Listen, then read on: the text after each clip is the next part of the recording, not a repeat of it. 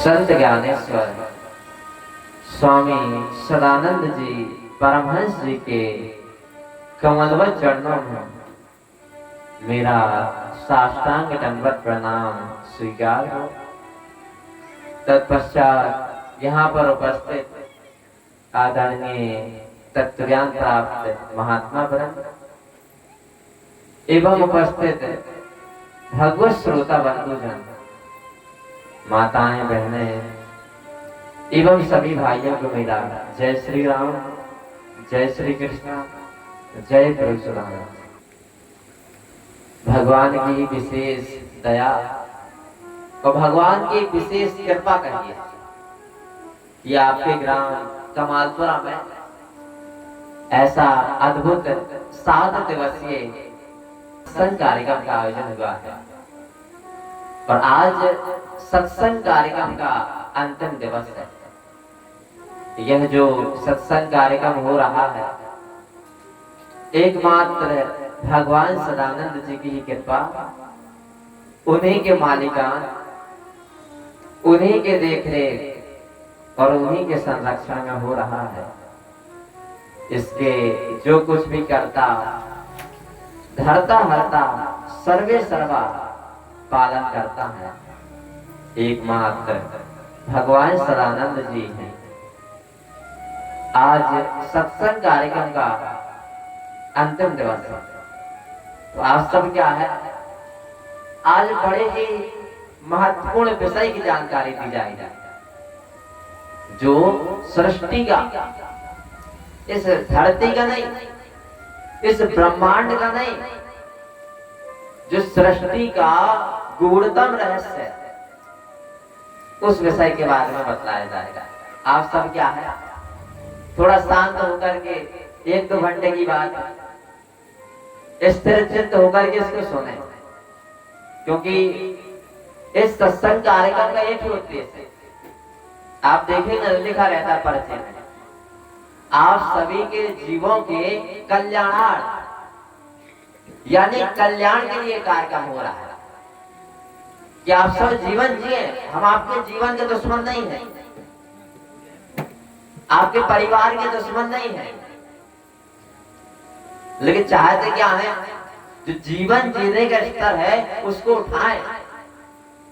जो आप नित्य निरंतर ये मोह रूपी पट्टी बांध करके मोह में अंधे हो करके मोह ना अन्न कीन कहेंगे, ये मोह रूपी रात्रि में घूम रहे हैं, मोह में अंधे हो गए हैं, मोह की पट्टी बांध दी है, उद्धार कल्याण दिखाई नहीं दे रहा है। तो इसको हटा करके इस मोह रूपी अंधे से हट करके सत्संग रूपी और विवेक रूपी नेत्र के माध्यम से उद्धार कल्याण की ओर बढ़े, अपने जीवन का स्तर बढ़ाएं। क्योंकि जानकारी है, जानकारी एक ऐसी चीज है जो जीवन के स्तर को बढ़ा सकती है। जिस व्यक्ति की जैसी जानकारी है, जैसे उसने जानकारी की वैसा उसका जीवन है। आप सबने रोटी के बारे में जाना, लाभ मिल रहा है कि नहीं मिल रहा है? कपड़े के बारे में, वस्त्र के बारे में जाना, लाभ मिल रहा है। मकान के बारे में जाना, साधन के बारे में जाना, लाभ मिल रहा है। सम्मान के बारे में जाना, रुपया पैसा के बारे में जाना, लाभ मिल रहा है। वैसे अगर हम आप सब इस जीवन के बारे में जानते, अरे भैया बैठे थे, दीदी जी ने भी बताया, अगर इस जीवन के बारे में जानते और दूसरी चीज नहीं जानते हैं आपको जो मिला है, ऐसा नहीं है कि किसी दूसरे के बारे में जानना हो, स्वयं के बारे में जानना है। जो स्वयं को मिला है, ये सारी मिली है कि नहीं मिली है, सबको दिखाई दे रही, बस इसी के बारे में जानना है। बताइए, स्वयं के पास जो है उसी के बारे में जानकारी नहीं है। ये मोबाइल है, किसी बूढ़े आदमी को दे दिया जाए, उसे यही नहीं पता किस मोबाइल में पूरे देश दुनिया की खबर है। यहाँ से बैठे बैठे इतनी सारी तरंगें चल रही हैं आसमान में, यहाँ से वीडियो कॉल लगा लीजिए, अमेरिका तक लग जाएगा। यहाँ से बैठे बैठे कॉल कर लीजिए, चाहे जहां देश विदेश में, यही बैठे बैठे कोई भी सामान मंगवा लीजिए, किसी को भी रुपया पैसा भेज दीजिए। यानी इतनी सारी विशेषताएं हैं, तभी ना आपने मोबाइल लिया। मोबाइल लिया, जानते हैं लाभ पा रहे हैं, अब वृद्ध आदमी उसको दे दिया, जानता ही नहीं, लिए रहेगा। अरे कम से कम जो पास में है उसी के बारे में जानना है। विशेष उद्देश्य और प्रयोजन के तहत वो चीज मिली है। ये जैसे बल्ब बना था ना, उदाहरण दिया गया था, इसका उद्देश्य पहले से नियत हो गया था, बना नहीं था पहले नियत हो गया कि क्या है, उजाले के लिए बन रहा है। ऐसी ये गाड़ी है जो मिली है, जब ये बनी, इसका उद्देश्य पहले से नियत हो गया, भगवान की प्राप्ति।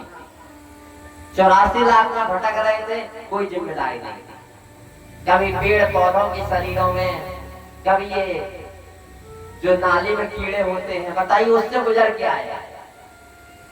ये छिपकली की शरीर, सांप की शरीर, मेढक की शरीर, यानी जड़ज, स्वेदज, अंडज, अंततः पिंडज, यानी जो पिंड से उत्पन्न होती है शरीर है, उसमें अंत में ये मनुष्य शरीर आता है। अब हम सबका विषय था भगवान श्री राम जी का उपदेश, अंतिम दिवस है, इसको पूरा भी करना है। हालांकि पूरा तो नहीं हो पाएगा, पूरे में तो लग जाएंगे 4-5 दिन और, लेकिन जितना संभव है उतना तो हो जाए। ऐसा है कि नहीं भाई, जितना जीवन बीत गया, बीती ताय विसार के आगे की सुध ले। अरे जितना जीवन गुजर गया वो तो गुजर गया, किसी का 20 साल गुजर गया, 30 साल गुजर गया, 40-50 साल गुजर गया। अरे कम से कम जितना बचा है उसको तो संवार दिया जाए। तो अब भगवान श्री राम जी क्या कहते हैं कि सोई सेवक प्रियतम मन सोई मम अनुशासन माने थे। वही मेरा सेवक है, वही मेरा भक्त है, वही मेरा प्रियतम है। बताइए, आप सभी अपने आप को भक्त सेवक कहते होंगे, लेकिन हमारे आपके कहने से कुछ नहीं होता। भगवान बताएंगे कि भक्त सेवक कौन है, वो तो भगवान जी ने बताएंगे कि मेरा भक्त कौन है। अपने आप में तो हम बने रहे। तो राम जी ने क्या कहा, वही मेरा भक्त सेवक प्रियतम है, जो मेरे अनुशासन में रहे चले, मेरे वचनों पर रहे चले। जब भगवान के भक्त सेवक प्रियतम बन जाएंगे तो पता है क्या, 3 चीजें होती हैं, पूर्ति, कीर्ति और मुक्ति। ये 3 चीजें हैं। जब भगवान के प्रियतम बन जाएंगे तो क्या है, पूर्ति पीछे पीछे चलेगा, सोचना नहीं पड़ेगा आपको। क्यों भाई, आप स्वयं बताइए, जो अखिल ब्रह्मांड का नायक है, जिसके भौहों के सारे मात्र से सृष्टि प्रलय हो जाता है, जो क्या है, जलचर, थलचर, नभचर, सबको भोजन दे रहा है, हवा दे रहा है, पानी दे रहा है, सूरज की रोशनी दे रहा है। अरे जो रेगिस्तान के अंदर 10-10 फीट नीचे जो जंतु हैं, उन्हें पानी हवा दे रहा है। और उसी परमेश्वर के जो सारे जहां का मालिक है, सारे सृष्टि का मालिक है, उस परमेश्वर के हो जाएंगे, उस परमेश्वर के अनुसार रहने चलने लगेंगे। संसार उसका, शरीर उसका, स्वर्ग नरक उसके, ब्रह्मलोक शिवलोक उसका, सारे जहां का मालिक है। जब उसके हो जाएंगे तो ये रोटी कपड़ा मकान साधन सम्मान सोचना, अरे इतने बुद्धि विवेक तो है। आपको बताइए, जो प्रधानमंत्री है वो नहीं सोचता है, एक देश को चला रहा है। तो इस प्रकार जब हम परमेश्वर के हो जाएंगे तो ये सोचना पड़ेगा, ये तो अपनी मर्यादा के लिए पीछे पीछे चलेगा। रोटी कपड़ा मकान साधन सम्मान सब पीछे पीछे, पूरी जिंदगी नहीं सोचना पड़ेगा। भगवान जी क्या कहते हैं कि आप सभी मनुष्य जीवन पाए हैं, अगर सोचना ही है तो क्या है, अपने उद्धार कल्याण के बारे में सोचिए ना। अगर सोचना ही है तो अपने यश कीर्ति के बारे में सोचिए ना। अगर सोचना ही तो समाज का सुधार कैसे हो, समाज का उद्धार कल्याण कैसे हो, हमारे इस समाज में यश कीर्ति कैसे हो, लोग आपको जाने कैसे, कुछ ऐसा सोचिए ना। ये भी कुछ सोचने की चीज है। रोटी कपड़ा मकान साधन सब, तो भगवान के मार्ग में चलेंगे पूर्ति पीछे, पूरी जिंदगी सोचनी नहीं पड़ेगी। और संसार में पूर्ति नहीं हो पाती है जिंदगी भर, माया नचाती रहती है। दूसरा होता है कीर्ति। जब आप माया क्षेत्र में रहेंगे, कीर्ति नाम की कोई चीज नहीं। क्यों? स्वार्थ वाला जीवन है। स्वार्थ अपने आप में निंदनीय है। देख लीजिए, स्वार्थ एक ऐसी चीज है जो अपने आप में निंदनीय है। स्वार्थ में रहने वालों की कोई यश कीर्ति नहीं होती, कोई नहीं जानता। आप कर्म क्षेत्र में रहेंगे, वही लड़का आपका नाम रूप खा जाएगा। नानी के नानी आते आते, दादा के दादा आते आते नाम रूप खत्म। पूरा जीवन दुख कष्ट कभी परेशानी में जिया और नाम रूप भी खत्म हो गया। यश कीर्ति नाम की कोई चीज नहीं। लेकिन भगवान के मार्ग पे जब चलेंगे तो क्या है, जैसे पूर्ति पीछे चलती है। यहाँ जो चलने वाले लोग पूर्ति के बारे में सोचते नहीं है। परमेश्वर हम आप सबको इतना समृद्ध जीवन देना चाहता है, कोई नहीं सोचता पूर्ति के बारे में। रोटी कहाँ से आएगी, कपड़ा कहाँ से आएगा, मकान कहाँ से आएगा, साधन सम्मान कहाँ से आएगा। जांच कर लीजिए, जो आप घर परिवार में जीवन जी रहे हैं, उस स्तर से अधिक जब परमेश्वर के क्षेत्र में आ जाएंगे, उससे बहुत बढ़िया पीछे पीछे चलेगा। ना कोई चोरी, ना कोई बेईमानी, ना झूठ बोलना है, ईमान संयम से रहना है। और रही बात कीर्ति की, शमशान घाट के भूत नहीं बनेंगे आप शमशान घाट के चुड़ैल नहीं बनेंगे। नाम रूप खत्म नहीं होगा। इस धरती की ताकत नहीं है नाम रूप से आ जाए। बताइए, आप गेहूं बोते हैं, आप एक बीज डालते हैं तो 50 गुना देती है, लगभग कई गुना, 20 गुना, 30 गुना, 50 गुना देती है। तो धरती किसी का बीज नहीं खाती है। जो भी आप कर्म करते हैं, कर्म का बीज नहीं खाती है। 84 लाख में भुगतना पड़ता है। जो भी आप करने में लगे हैं, चाहे अच्छा करें, दान पुण्य करें, चाहे चोरी बेईमानी, चित्रगुप्त जी लिख रहे हैं सबकी कहानी। जो भी आप कर्म कर रहे हैं, प्रकृति क्या करेगी? जैसे अनाज आप प्रकृति धरती को देते हैं, कई गुना दे देती है।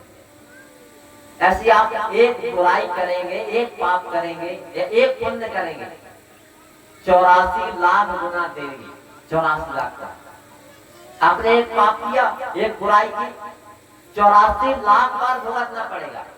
कुत्ते के शरीर में जाएंगे तो उसमें भुगतेंगे, बिल्ली के शरीर में जाएंगे तो उसमें भुगतेंगे। या जो भी अच्छे कर्म करें, आप कर्म अच्छे करें चाहे बुरे, 84 लाख को भुगतना पड़ेगा। कर्म से ही तो बने हैं। फिरत सदा माया कर प्रेरा और काल कर्म स्वभाव बन। क्या है, प्रकृति किसी के कर्म का बीज नहीं चबाती। सबके साथ करोड़ों करोड़ों जन्मों का कर्मों का फल जुड़ा है। किसी का नकारात्मक है, किसी का सकारात्मक है। जो नकारात्मक होते हैं वो दुष्ट असुर कहलाते हैं, जो सकारात्मक होते हैं सज्जन होते हैं। अब जब प्रकृति कर्म का बीज नहीं खा सकती है, उसको क्या है, लौटाती है, भोगना पड़ता है, तो धर्म का बीज कैसे खाएगी? जबकि धर्म में तो कोई बीज होता ही नहीं। धर्म में क्या होगा, जब आप धर्म पर चलेंगे तो जो भी आपके शरीर के माध्यम से हो, कुछ भी वही कीर्ति हो जाएगी। लीजिए, अब बताइए, आपके शरीर के माध्यम से कुछ भी हो, किसी का मर्डर कर दे, अपराध लग जाएगा। किसी का मर्डर कर दे, हत्या कर दे, अपराध हो जाएगा। तो भगवान के क्षेत्र में लोग गाएंगे। अब आप कहेंगे कैसी बात कर रहे हैं? यहाँ धर्म क्षेत्र में कुछ भी हो, आपके शरीर के माध्यम से कुछ भी होगा, यश कीर्ति हो जाएगी। आप जब धर्म पर रहेंगे, चलेंगे, कहीं भी चले जाइए समाज में, कहीं भी चले जाइए समाज में, वहां एक छाप छूट जाएगा कि वास्तव में कोई आया था यहाँ पे। जहां भी आप जाएंगे, भगवान का ज्ञान लेकर के, धर्म का सिद्धांत लेकर के, ये इतना महान है। जब महान का संग करेंगे तो महान हो जाएंगे। ऐसा ही ना है, दुष्ट का संग करेंगे दुष्ट हो जाएंगे। तो धर्मो रक्षते रक्षता, जब आप धर्म की रक्षा में लगेंगे तो धर्म आपकी रक्षा करेगा। धर्म ही है जो आपकी रक्षा कर सकता है, अधर्म नहीं कर पाएगा। अधर्म का तो नाश हो जाता है, वह धर्मियों का भी नाश हो जाता है। तो जब धर्म का सिद्धांत आप लेके चलेंगे समाज में तो लोग कहेंगे अरे आपके पास ये इतनी ऊंची जानकारी आई कैसे, इतना सर्वश्रेष्ठ ज्ञान आया कहां से। जहां भी जाएंगे सर्वश्रेष्ठ जीवन दिखलाई देगा। बताइए, अरे ऋषि महर्षि आपके सामने आ जाए वो भी क्या, उनका जीवन नीचे दिखलाई देगा। जहां धरती पे जाएंगे सर्वोच्च जीवन दिखलाई देगा। जहां जाएंगे एक छाप छूट जाएगी, लोगों की मजबूरी पड़ जाएगी, याद करेंगे। धर्म माने जो कुछ भी आपके शरीर के माध्यम से हुआ, आपकी जो जीवन की किताब है, एक एक दिन सुनहरे अक्षरों में लिखा जाएगा, एक एक गाथा। यही तो है ग्रंथ। सदग्रंथ माने क्या है, आखिर ग्रंथ सदग्रंथ क्या है? महापुरुषों की गाथाएं, सत्पुरुषों की गाथाएं, जो धर्म पर चला उनकी गाथाएं। अगर हत्या भी हो रही है ना, वो भी कीर्ति है। जो भी आपके माध्यम से घटना घटे वो क्या है, यश कीर्ति हो जाएगा। रामचरितमानस आप पढ़े होंगे, उसमें 7 कांड है। कांड माने होता है घटना, कहते नहीं एक कांड हो गया, कहते कि नहीं कहते? अरे भैया बहुत बड़ा कांड हो गया। कांड माने घटना। तो उसमें 7 कांड है, 7 घटना है। बाल कांड में राम जी के बचपन की घटना है, अयोध्या कांड में अयोध्या की घटना है, ऐसे किष्किंधा कांड है, अरण्य कांड है। तो क्या है, अरण्य कांड में जंगल की घटना है, अरण्य माने जंगल, किष्किंधा पर्वत था वो, उसकी घटना है। ऐसे 5वां जो कांड है उसको कहते हैं सुंदर कांड। और लोग कहेंगे बढ़िया सुंदर कोई कांड होगा, नाम तो है सुंदर कांड, जरूर कोई सुंदर घटना होगी। निकाल लीजिए सुंदर कांड, पूरा लड़ाई। हनुमान जी ने जितने दुष्ट असुरों को मारा उसी का नाम सुंदर कांड है। लीजिए, नाम है सुंदर कांड, है पूरी लड़ाई उसमें। इस असुर को मारा, अक्षय कुमार को मारा, इतने सैनिकों को क्या है फेंक दिया, कहीं कुचल दिया, सोने की लंका जला दी। लीजिए, कोई कहेगा नाम है सुंदरकांड, है पूरी लड़ाई। तो सुंदरकांड नाम क्यों पड़ा? जब आप भगवान के भक्त सेवक हो जाएंगे, कुछ भी हो वो सुंदरकांड बन जाएगा। मजबूरी है प्रकृति की, वो सुंदरकांड बन जाएगा। हनुमान चालीसा माने क्या? हनुमान जी जितने दुष्टों को मारा वही आरती है, हनुमान जी की आरती है। चालीसा में भी वही है। जो भी आपके जीवन से घटनाएं होंगी वो क्या यश कीर्ति में बदल जाएंगे। मजबूरी है। सबरी माता को लोग याद कर रहे हैं, क्यों भाई? परमार्थी जीवन जिया, उन्होंने बताया भाई कैसे जीवन जिया जाता है। जीवन जीने का तरीका था उनके पास, बाकी सबके पास तरीका नहीं था जवाब प्रकार के उनका नाम है। इन्होंने क्या किया? प्रकृति को खाया चबाया नहीं, इन्होंने अपने जीवन को धर्म के मार्ग पर लगा दिया। धर्मो रक्षते रक्षिता, धर्म ही रक्षा कर सकता है, धर्म ही करेगा पूर्ति पीछे पीछे, और जो कुछ शरीर के माध्यम से वो कीर्ति। जीवन एक यात्रा है, अमृत की यात्रा, कुछ अमरता वाले पल लिख दीजिए उसमें। तो भगवान के मार्ग में चलेंगे कीर्ति पीछे पीछे, जहां जाएंगे पूर्ति पीछे और कीर्ति पीछे। सर्वोत्तम यश कीर्ति, सर्वश्रेष्ठ जीवन दिखलाई देगा। और तीसरा होता मुक्ति। कर्म क्षेत्र में रहेंगे तो ये जो घर दिखाई दे रहा है इसे से मुक्ति नहीं मिल पाएगी। घर ही से बाहर निकलना तो परमिशन चाहिए, घर ही का बंधन हो जाएगा, परिवार का बंधन हो जाएगा, और सबसे बड़ा लाज, शर्म, शर्म का बंधन है सबसे बड़ा। अभी क्या कोई नई शादी हुई हो ना, नई शादी, तो जो नई शादी हुई है तो क्या बहू भी आई है, तो उसके क्या हिम्मत नहीं है कि यहाँ सत्संग में आ जाए? बताइए, एक शर्म के कारण, एक लाज के कारण उद्धार कल्याण वाली चर्चा नहीं आ सकती। क्या है? एक व्यक्ति को परंपरा के कारण शादी विवाह में मजबूरी में बंधना है। परंपरा, ये नहीं जानते कि परंपरा आई कहां से बन गई, मजबूरी में। वो चाहता है कि उन्मुक्त रहे, कौन नहीं चाहता कि उन्मुक्त रहे, पूरी धरती पर स्वच्छंद विचरण करे। लेकिन परंपरा परंपरा इसलिए नहीं होती कि हम सबको क्या है बाधा पहुंचाएं। परंपरा इसलिए बनाई गई थी कि कल्याण के मार्ग में सहयोगी हो। यही विरोधी बनने लगे, मजबूरी में शादी विवाह करके गया, बेचारा फंस गया, सिमट गया। भगवान ने भेजा था वसुदेव कुटुंबकम, उदार चरिता नाम वसुदेव कुटुंबकम। पूरी धरती तुम्हारे लिए एक परिवार है। वो छोटे से घर में सिमट गया, घर में पैक हो गया। परंपरा के कारण उद्धार कल्याण से हट गया। एक शर्म के कारण, लोक लाज के कारण क्या है बेचारा उद्धार कल्याण नहीं कर पाता। भरत जी कहते हैं चरों सु संपद सदन सुख सुहृद मात पितु भाई, और सन्मुख हो तो जो राम पद सहर्ष करे सहाय। अगर उद्धार कल्याण सामने हो, अगर कोई बाधा कर रहा है, चाहे संपत्ति बाधा कर रही हो तो वो जल के खाक हो जाए। अगर ये महल, ये सारे सुख अगर बाधा कर रहे हो तो जल के खाक हो जाए। अगर माता पिता भी विरोध कर रहे हो तो वो जल के खाक हो जाए। कौन कह रहे हैं? भरत जी। मंदिर में आती है ना मूर्ति, राम लक्ष्मण जी, भरत शत्रुघ्न जी, हनुमान जी भी रहते हैं। वही भरत जी कह रहे हैं तुम मम प्रिय भरत है सम भाई, जिनके लिए राम जी ने कहा कि भरत जी के समान आप हनुमान जी प्रिय हैं। तो भरत जी विशेष तो है ही है राम जी के लिए। तो भरत जी कह रहे हैं कि अगर कोई उद्धार कल्याण में बाधा पहुंचा रहा, कोई परंपरा हो, कोई लाज मर्यादा हो, चाहे माता पिता हो, भाई बहन, सुहृद संबंधी हो, सब जल के खाक हो जाए। जरहो सो संपत्ति और सदन सुख सुहृद मात पितु भाई, सन्मुख हो तो जो राम पद सहर्ष करे सहाय। सच्चा हितैषी वही है जो आपको उद्धार कल्याण की तरफ ले चले, बंधन में न डाले, उन्मुक्त कर दे। माता पिता की जिम्मेदारी है अपने पुत्र को उन्मुक्त बना, स्वतंत्र बना दे। तीसरा चीज होती है मुक्ति। माया क्षेत्र में रहेंगे तो कर्म का बंधन, काल चक्र का बंधन, घर परिवार का बंधन, संसारिकता का बंधन, पारिवारिकता का बंधन, शारीरिकता का बंधन, ये मैं मेरा का बंधन, ये बंधन पर बंधन बंधेला हो गया। उन्मुक्तता गई। कम से कम पशु तो खोल के घूमते हैं, वो तो काफी खुले हैं, लेकिन मनुष्य उससे भी ज्यादा बंधन में। कर्म क्षेत्र में रहेंगे, बंधन पर बंधन वाला जीवन रहेगा, पूरा चिंता कमी अभाव वाला जीवन।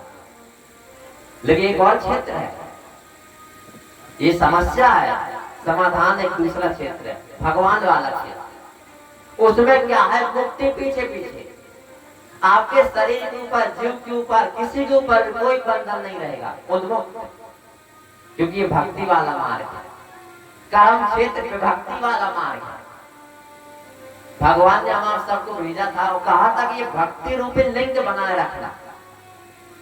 और यहाँ पे आकर क्या भक्ति से हट गया, लिंग टूट गई, विभक्ति में बट गया। व्याकरण पढ़ते हैं ना आप सब, व्याकरण में आता है विभक्ति यानी बट जाना। कर्ता ने कर्म को करण से, अधिकरण के द्वारा। तो क्या है, ये भक्ति से जैसे हटा विभक्ति में बट गया, अपने आप को कर्ता मान बैठा, कर्म के प्रधानता में जीवन कर दिया। लिंग टूट गई, तब से भटक रहा है, बंधन वाला जीवन हो गया। तो इस प्रकार से जब भगवान के क्षेत्र में रहेंगे, कोई बंधन नहीं रहेगा आपके ऊपर, कोई बंधन नहीं, किसी भी प्रकार का, ना तो माया का बंधन, ना पारिवारिकता का बंधन, न संसारिकता का बंधन, न मैं मेरा का बंधन, सब बंधन से मुक्त। भगवान की देखरेख होगी। पूरी धरती पर आप स्वच्छंद विचरण कीजिए। ये धरती हम आप सबके लिए बनी है, हम आप सिमट जाए इसके लिए नहीं। पूरी धरती को जानो, देखो, आनंद मजा लो, लाभ लो। ये कब मिलेगा? जब प्रियतम बन जाएगा।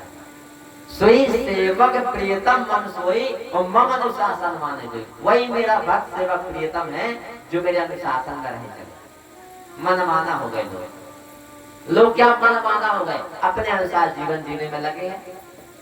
बताया गया था 3 चीजें हैं, तन मन और धन।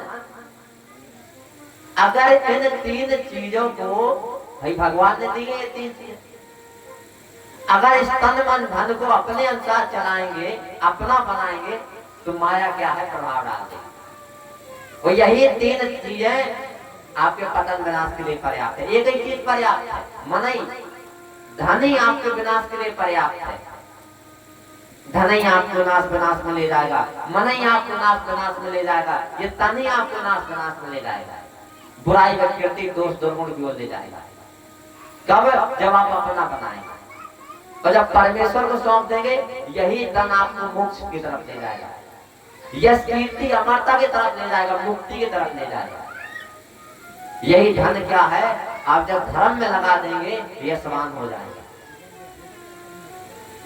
तो इस प्रकार से जब राम जी ने ऐसा बताया तो लोग तो आश्चर्य में पड़ गए। उन्हें तो जानकारी नहीं थी कि हम जो जीवन जीने में लगे हैं, ये शमशान घाट के भूत की तैयारी है, ये शमशान घाट के चढ़ाई की तैयारी है, ये बंधन वाला जीवन है, पूरी जिंदगी लगी रहेगी, होगी नहीं। तो भगवान वाले ऐसा जीवन हो सकता है आपको कुछ गलत लगे, इसमें हो सकता है आपको गलत लगे कि परमेश्वर बिना किए सब कुछ देगा, सब पीछे पीछे चलेगा। तो भैया आपको कुछ गलत लगे तो बड़े प्रेम से आप पूछ लीजिए, जो अनेत कछु भाषो भाई तो मोहे बरजाओ भाई विसरा। अगर आपको इसमें कुछ गलत लगे, कोई अनैतिक की बात लगे, तो आप क्या है, भय संकोच मत कीजिए, सीधा पूछ लीजिए अपना प्रेम के नाते। यहां भी कहा जाता है, अगर कोई बात गलत लगे, किसी में शंका संदेह हो, तो अपना प्रेम के नाते पूछ सकते हैं। इतना सब कहने के बाद अब राम जी क्या है, उपदेश बोलना शुरू कर रहे हैं। अभी तक ये उपदेश नहीं था, ये तो अभी क्या है, पृष्ठभूमि का था। जैसे मकान बनाते हैं तो मकान से पहले उसकी नींव बनती है, फाउंडेशन होता है। जितना मजबूत फाउंडेशन होगा उतनी ऊंची बिल्डिंग तैयार हो जाएगी, जितना मजबूत आधार होगा उतनी ऊंची इमारत बन जाएगी। ऐसे अभी तक ये उपदेश नहीं था, अभी तक क्या था, ये पृष्ठभूमि का थी, आधार। अब क्या है, उपदेश बोलना शुरू कर रहे हैं। क्या कह रहे हैं, बड़े भाग्य मानस तन पावा, सुर दुर्लभ सब ग्रंथ पावा। ऐ मेरे प्रजावासियों, ये जो मनुष्य शरीर है, ये जो बड़े भाग्य से पाया है। अभी जान नहीं पा रहे कि मनुष्य शरीर आई कैसे, मिली कैसे है, कैसे कैसे गुजरे हैं। इस मनुष्य शरीर पहले से भी जीवन था। हम आप सबका इस मनुष्य शरीर को पाने से पहले का एक जीवन और है, और ये मनुष्य शरीर जब छूटेगी उसके बाद कभी अभी और जीवन है। ये तो छोटा सा जीवन है, 70, 80, 90 साल, 100 साल, बस अधिक से अधिक। लेकिन इससे पहले भी जीवन था और इसके बाद भी जीवन रहेगा अगर मोक्ष प्राप्त नहीं किया। तो ये जीव क्या है, बड़े भाग्य से पाया है। बड़े भाग्य, भैंस तन पावा नहीं कह रहा, भैंस नहीं कह सकते कि बड़े भाग्य भैंस तन पावा, गाय भी नहीं कह सकते कि बड़े भाग्य गाय तन पावा। क्या है, एक ही चीज को कहा, बड़े भाग्य मानस तन पावा। आप तो कह सकते हैं, कह सकते कि नहीं कह सकते, बड़े भाग्य मानस तन पावा। क्यों भैया, अरे हम बहुत परेशान रहते हैं, हम झूठ बोलते हैं, हम क्या बुराई विकृति पाप अपराध करते हैं। अरे बड़े भाग्य मानस तन पावा, ये भाग्य है। बताइए आप सब, किस चीज का भाग्य मिल गया आपको? आप खेती करते हैं, नौकरी करते हैं, बिजनेस व्यापार करते हैं, दुख कष्ट कमी परेशानी वाला जीवन है, बुराई विकृति में लगे हैं, पाप अपराध में लगे हैं, ये चिंता परेशानी वाला जीवन जी रहे हैं। यही भाग्य है। बताइए ना आप, ये भाग्य है, बड़े भाग्य। किस चीज के बड़े भाग्य? सुर दुर्लभ सब ग्रंथन गावा, देवता लोग तरसते हैं। अरे जानवर होगा वो कहेगा भैया हम ऐसे ही ठीक है, वो भी नहीं तरसेगा। अगर वो पशु से पूछा जाए, उस पशु से कि आप मनुष्य ही पाना चाहते हो, लोगों की स्थिति देखते तो कहेगा हम ऐसे ही ठीक है, हम झूठ नहीं बोलते। वो कहेगा हम चोरी बेईमानी नहीं करते हैं, वो हम तो खेती भी नहीं करते फिर भी मिलता है। अरे मनुष्य तो कल के लिए परेशान है, हम तो कल ही के लिए नहीं परेशान है। हम तो आज देख रहे हैं, हमारे पास तो क्षमता नहीं है इन 4 काम के अलावा, इसलिए ईमानदारी से कर रहे हैं। हम खा पी सकते हैं तो खा पी रहे हैं, सो सकते हैं सो रहे हैं, संतान पैदा कर सकते हैं कर रहे हैं, मरना है तो मर जाएगा। लेकिन इसमें तो विशेषता है मनुष्य में, ज्ञानो एको अधिको विशेषो, धर्मो एको अधिको विशेषो। ये तो विहीन हो गया धर्म से, अधर्म वाला जीवन जी रहा है। धर्म विहीन नर पशु के समान, सीधा गाय भैंस मना कर देगी, कर देगी कि नहीं कर देगी, कहेगी हमें ऐसे ही ठीक है, इससे तो बढ़िया है। तो इस प्रकार से बड़े भाग्य मानस तन पावा और सुर दुर्लभ सब ग्रंथन गावा। कब हम कहने के अधिकारी होंगे बड़े भाग्य मानस तन पावा? ये दिखाई देने वाली चीज है। आपको दिखाई देगा धर्म में कि बड़े भाग्य मानस तन पावा, भगवान ने अहेतु दया किया। आज हम अपने आप को धन्य मान रहे हैं कि भगवान ने ये शरीर दे दी, मनुष्य शरीर, ये दिखाई देगा। सुर दुर्लभ, जिन देवी देवताओं की आप पूजा करने में लगे हैं, उन देवी देवताओं से श्रेष्ठ जीवन दिखाई देगा। राम जी मुंह से बोलने वाले नहीं थे, ये बोल रहे हैं कि सुर दुर्लभ सब ग्रंथन गावा, प्रैक्टिकल वाले। सबरी माता को देव दुर्लभ बना दिया, देख लीजिए देव दुर्लभ ना हो तो। हनुमान जी को देव दुर्लभ बना दिया, लक्ष्मण जी को देव दुर्लभ बना दिया। बताइए भगवान अधम ते अधम, अधमति नारी तह में मति मंद विचारी।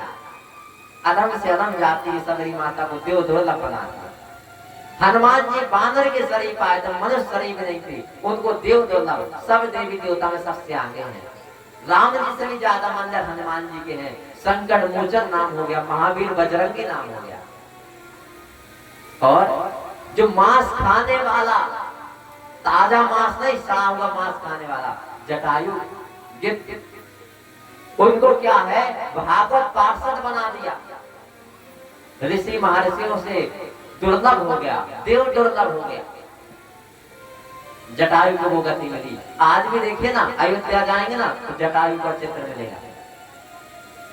तो इस प्रकार से भगवान क्या है, इतनी ऊंची उपलब्धि देना चाहता, बोलते बस नहीं है भगवान, प्रैक्टिकल प्रायोगिक स्थिति आप देख लीजिए चल के, देव दुर्लभ दिखाई देने लगेगा। बड़े भाग्य मानस तन पावा दिखाई देने लगेगा। आखिर क्या बड़ा भाग्य है? आखिर ऐसी कौन सी विशेषता है कि देवता लोग तरसते हैं? दो चीजें हैं इसमें।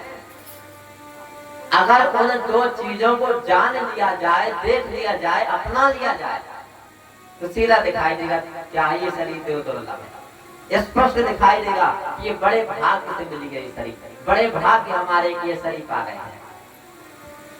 जीवन क्या है, सर्वोच्च दिखाई देने लगेगा। महापुरुष सत्पुरुष दिखाई देने लगेगा कि महापुरुष सत्पुरुषों वाला जीवन हो गया।